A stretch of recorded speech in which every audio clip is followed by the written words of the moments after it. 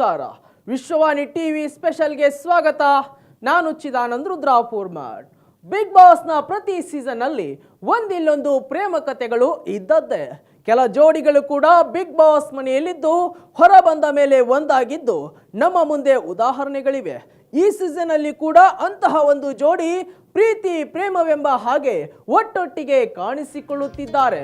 ಭವ್ಯ ಮತ್ತು ತ್ರಿವಿಕ್ರಮ್ ಆರಂಭದಿಂದಲೂ ನಿನ್ನ ಬಿಟ್ಟು ನಾನು ಇರಲಾರೆ ಎಂಬಂತೆ ಅಂಟಿಕೊಂಡೇ ಇದ್ದಾರೆ. ಇದೀಗ ಈ ಇಬ್ಬರ ನಡುವೆ ಏನೋ ಸಮಥಿಂಗ್ ಶುರುವಾಗಿದೆ ಎಂಬ ಅನುಮಾನ ಶೋ ವೀಕ್ಷಕರಿಗೆ ಕಾಡುತ್ತಿದೆ. ಇದಕ್ಕೆ ಕಾರಣ ಅವರು ಪರಸ್ಪರ ಗುಟ್ಟಾಗಿ ಆಡಿರುವ ಮಾತುಗಳು. ವೀಕ್ಷಕರೇ, ಪ್ರತಿ ಬಿಗ್ ಬಾಸ್ ನಲ್ಲೂ ಒಂದೆರಡು ಜೋಡಿಗಳಾದರೂ ದೊಡ್ಡ ಮನೆಯಲ್ಲಿ ಇರುತ್ತಾರೆ. ಈ ಸೀಸನ್ 11ರಲ್ಲೂ ಕೂಡ ಅದು ಮುಂದುವರೆದಿದೆ. ತ್ರಿವಿಕ್ರಮ್ ಹಾಗೂ ಭವ್ಯ ಗೌಡ ನಡುವೆ ಅಂಥದ್ದೊಂದು ಏನೋ ಆರಂಭದಿಂದಲೂ ನಡೆಯುತ್ತಿದೆ. ಭವ್ಯ ಮತ್ತು ತ್ರಿವಿಕ್ರಮ್ ಸೀಸನ್ ಸ್ಟಾರ್ಟ್ ಆದಾಗಿನಿಂದ ಒಬ್ಬರಿಗೊಬ್ಬರು ಎಂಬಂತೆ ಅಂಟಿಕೊಂಡೇ ಆಟ ಮಾತು ಎಲ್ಲವನ್ನ ಮಾಡುತ್ತಿದ್ದಾರೆ.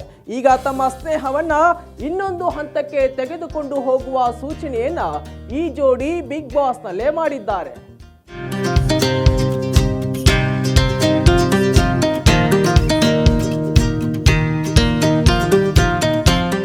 ಈ ವೀಕೆಂಡ್ ಕಿಚ್ಚ ಬರುವ ಮೊದಲು ದೊಡ್ಡ ಮನೆಯಲ್ಲಿ ಹಿಂದೆ ನಡೆದ ಕೆಲವು ಘಟನೆಗಳನ್ನ ತೋರಿಸಲಾಯಿತು.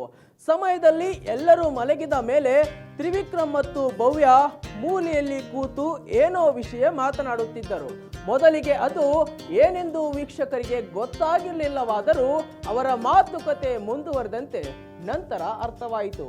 ಅವರಿಬ್ಬರು ಪ್ರೀತಿ ಪ್ರೇಮದ ವಿಷಯದ ಬಗ್ಗೆ ಚರ್ಚೆ ಮಾಡುತ್ತಿದ್ದಾರೆಂದು. ತ್ರಿವಿಕ್ರಮ್ ಭವ್ಯಗೆ ನೀನು ನಾನು ಕೇಳಿದ ಪ್ರಶ್ನೆಗೆ ಉತ್ತರ ಕೊಟ್ಟಿಲ್ಲ ಎನ್ನುತ್ತಾರೆ. ಅದಕ್ಕೆ ಭವ್ಯ ಖುಷಿಯಿಂದ ಕೊಡುತ್ತೇನೆ ಎನ್ನುತ್ತಾರೆ. ಸ್ವಲ್ಪ ದಿನ ಕಾಯಿರಿ ಎನ್ನುತ್ತಾರೆ. ನೀನು ಹೇಳ್ತಿರುವುದು ನೋಡಿದ್ರೆ ನೆಗೆಟಿವ್ ಉತ್ತರ ನೀಡಬಹುದು ಅನಿಸ್ತಿದೆ ನಂಗೆ ಎಂದು ತ್ರಿವಿಕ್ರಮ್ ಹೇಳುತ್ತಾರೆ.